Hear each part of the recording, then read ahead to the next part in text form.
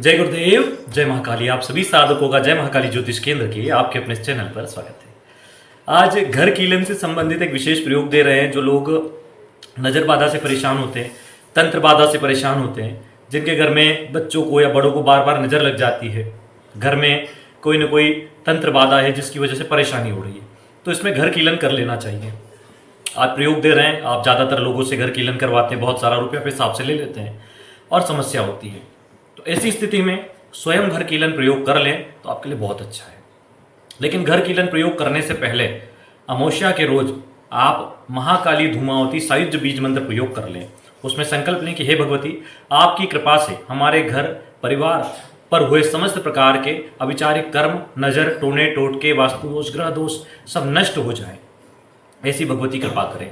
ऐसा संकल्प लेके वो प्रयोग कर लें तो जितना भी घर का गलत वातावरण है, नेगेटिविटी है, वो सब हट जाएगी। क्योंकि अगर आपने सीधा कीलन कर दिया तो वो चीज़ें भी घर के अंदर रह जाएगी। तो पहले उनको हटा दें। हटाने के बाद अमावस्या को ही आप वहाँ पर श्री सूक्त लघु हवन कर दें। जैसे आपका ये प्रयोग हो गया और होने के बाद में आधे एक घंटे बाद श्री सूक्त का लघु हवन कर दें। श्री सूक्त लघु हवन करने से पॉजिटिविटी बन जाएगी। उसके बाद कीलन करना है आपको, ठीक है। तो आप अमावस्या पे कीलन कर दें या फिर ये दो प्रक्रिया कर दें, अमावस्या पे और गुरुवार को कीलन कर दें, दोनों हो सकता है। आपको बेर की लकड़ी चाहिए लगभग 1.25 हाथ, ठीक है। 1.25 हाथ की लकड़ी, बेर के 4 लकड़ी ले आए।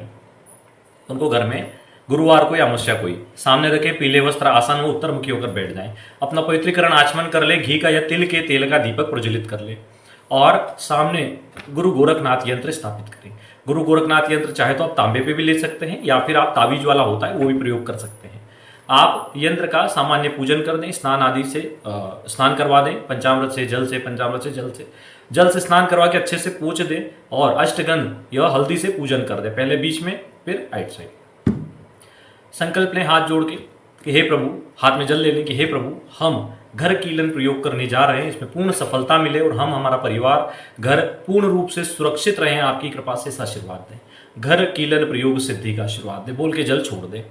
उसके बाद में उन बेर की लकड़ियों को हाथ में ले ले, चारों को, और गुरु गोरखनाथ यंत्र से छुआ दें, टच करवा दें। फिर अपने माथे से टच करें और एक मंत्र आपको स्क्रीन पे दे रहे हैं, उस मंत्र को 54 बार पढ़ना है। जब 54 बार आप उस मंत्र को पढ़ लें, उसके बाद उसमें से एक लकड़ी निकालें और घर के अग्नि कोण में चले जाएं। बाहर की साइड से जाए तो ज़्यादा अच्छा है। व्यवस्था नहीं हो तो अंदर की साइड से भी उसको लगा सकते हैं। अगर गाड़ने की जगह नहीं हो तो आप उसको चिपका भी सकते हैं किसी चीज़ से, ठीक है। और बाहर की साइड से अगर गाड़ सकते हैं तो वो बहुत अच्छा। बाहर की साइड चले जाएं, गड्ढा खोद लें थोड़ा सा और अग्नि कोण में उसको 21 बार यही मंत्र पढ़ते हुए गाड़ दें। इसी प्रकार अग्नि कोण के बाद नक्षत्र कोण, वायव्य कोण और ईशान कोण, चारों कोणों में गाड़ दें। इससे आपका घर सुरक्षित हो जाएगा। मंत्र को नोट करें।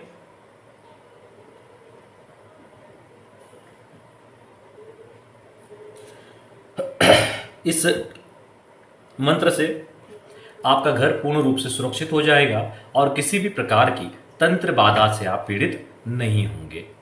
घर सुरक्षित है क्योंकि ज़्यादातर तंत्र प्रयोग रात में अगर होते हैं तो आप घर पे रहते हैं तो उसका पूरा प्रभाव होता है। बड़ों के साथ साथ बच्चों पे भी उसका प्रभाव जाता है। तो इसलिए नज़र, टोने टोटके सबसे आप सुरक्षित हो जाएंगे। आपके घर में कोई आता है, बच्चों को बार बार नज़र लगा देता है, तो उससे भी बच जाएंगे क्योंकि घर के अंदर वो चीज़ काम ही नहीं करेगी। तो इस प्रकार से घर कीलन होने से कोई भी नेगेटिव शक्ति आपके घर में नहीं आ पाएगी, ठीक है। इस प्रकार आप घर कीलन प्रयोग कर सकते हैं और स्वयं को और घर को सुरक्षित कर सकते हैं। और जो लफेबाज लोग होते हैं उन लोगों से आप बच सकते हैं। नहीं तो घर कीलन के नाम पे लोगों से हज़ारों रुपये ले लिए जाते हैं। तो इस प्रकार आप, क्योंकि इसमें मंत्र की माला की आवश्यकता नहीं है, 54 बार मंत्र पढ़ना है और गाड़ते समय 21 बार मंत्र पढ़ना है, गाड़ देना है। फिर 21 बार मंत्र पढ़ना, चारों दिशाओं में 21 बार मंत्र पढ़ते हुए एक लकड़ी हाथ में लेके गाड़ देना है। पहले 54 बार मंत्र पढ़ना है, ठीक है। तो इस प्रकार आप इस मंत्र और क्रिया को सिद्ध कर सकते हैं।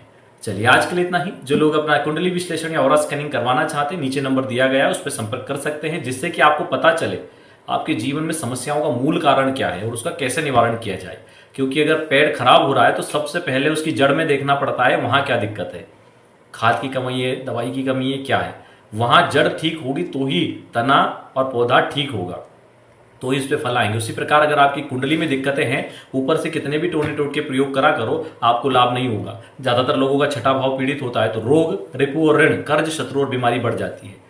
नवम भाव कमजोर है तो भाग्य कमजोर हो जाता है, साथ ही नहीं देता। लोग सोचते हैं कि सबका भाग्य साथ देता है, हमारा क्यों नहीं देता। इनकम का भाव कमजोर हो जाता है, बहुत मेहनत करने पर भी मुश्किल से कुछ रुपया मिल पाता है। तो अगर इन भावों को मजबूत कर लिया जाए तो शत्रु को नष्ट किया जा सकता है, रोग और ऋण को नष्ट किया जा सकता है, भाग्य को मजबूत किया जा सकता है, इनकम को बढ़ाया जा सकता है। लेकिन उसके लिए सिस्टमेटिक तरीके से करना जरूरी है, ताकि कुंडली के विश्लेषण में पता चले समस्या क्या है और उसका निवारण कैसे करना है। व्यापार करें, नौकरी करें, कौन से फील्ड में करें, भूमि भवन वाहन कब प्राप्त होंगे, विवाह की क्या स्थिति रहेगी, तो ये सारी चीजें जन्म कुंडली के माध्यम से पता चलती है। चलिए आज के लिए इतना ही। जय गुरुदेव, जय महाकाली।